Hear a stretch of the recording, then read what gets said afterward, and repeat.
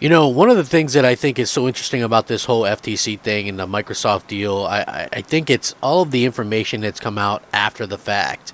And, I love the fact that we're getting some of these behind the scenes bits and pieces because it's stuff that we were never privy to before as, gamers and as fans. And I get that the every average day to day fan probably don't give a crap about any of this stuff.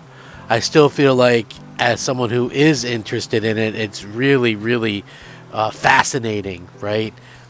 It's super fascinating, and the things that goes on behind the scenes is very much a sight to behold, right? It really is. Now, there were rumors a while ago that Microsoft was interested in buying Sega, and now we know that that is much more than just a rumor. And for me personally, you might even think that Sega would be the better option to buy than a Activision or whatever, and I can understand why they would go after trying to buy Sega, and why it would be in their best interest to do so. So when we see these types of situations, I just find it to be incredible because it's a world that we never thought possible.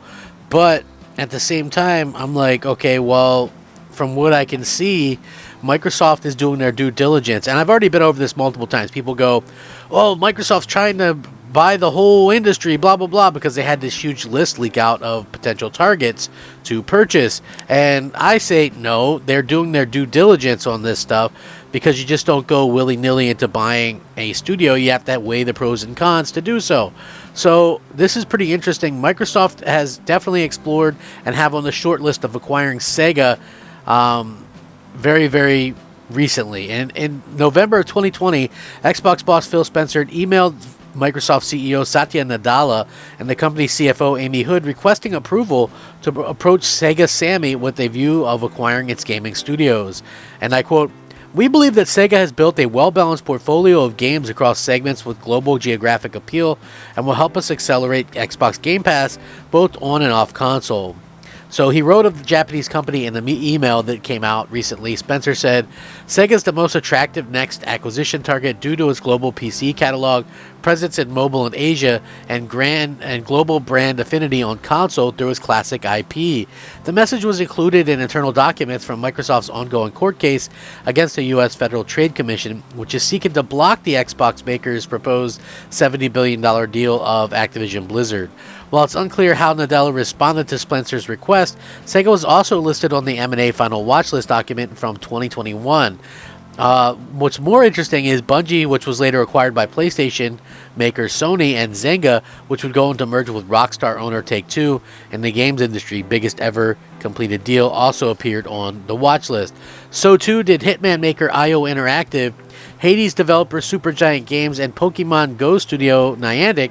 Also under consideration were Thunderful, Playrix, and Scopely.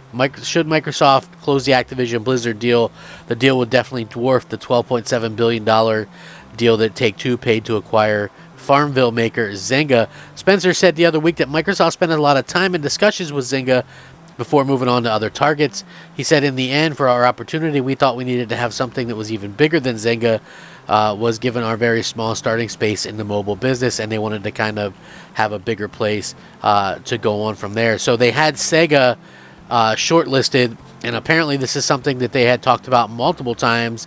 And again, like, there was lots of rumors about this back there at the time that Microsoft was very interested in it.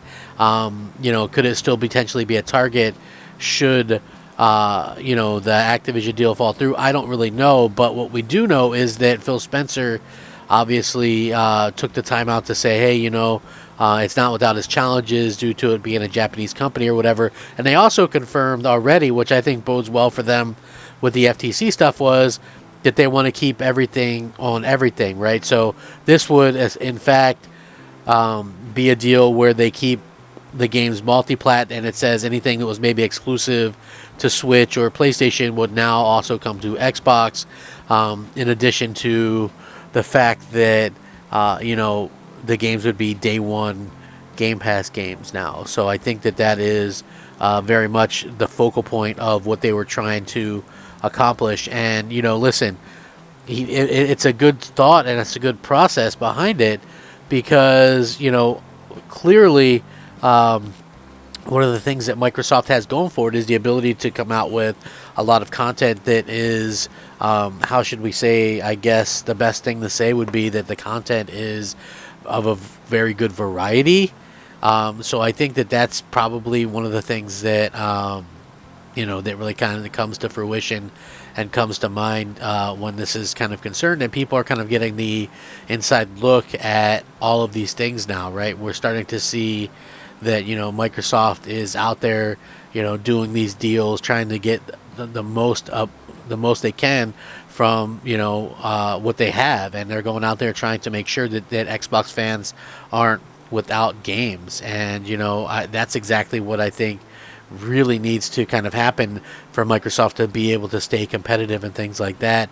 And to be honest with everybody, you know, it really just kind of, to me, makes things kind of interesting when you look at it and you go, okay, well, Microsoft has done a pretty damn good job of making sure that fans lately have stuff to play.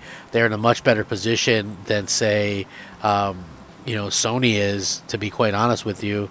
And at the same time, you have to look at it and go, well, this isn't enough for the future.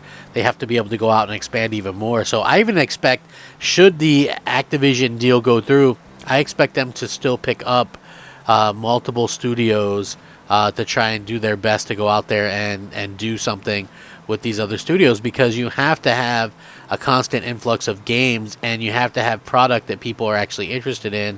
And I think that's where we're going to start to see some of these things kind of come to fruition, and hopefully sooner rather than later.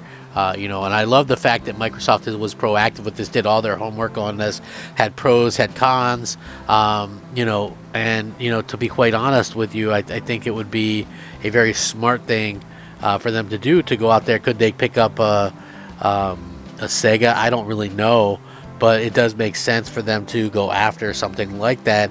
It could help them tremendously across the board. So, we'll see what's happening in the future, and I hope that we get kind of an idea of even more after this week. We'll know what's going on with this whole thing. I'm sure a lot of you are. I love getting the little behind the scenes details like this, but again, I am beyond tired of the news revolving around this in general. So we'll see what happens. But like I said, it's a very interesting kind of time. So we'll have to see what happens. I'm Crap Gamer. This is Crap Gamer Reviews. How do you guys feel on this? Would you like to see Sega merge with Xbox, especially if it meant that everything stays pretty much status quo, just all the games go to Xbox day and date on Game Pass? I would love to hear your thoughts on this. Rack 'em up. Crap Gamer out.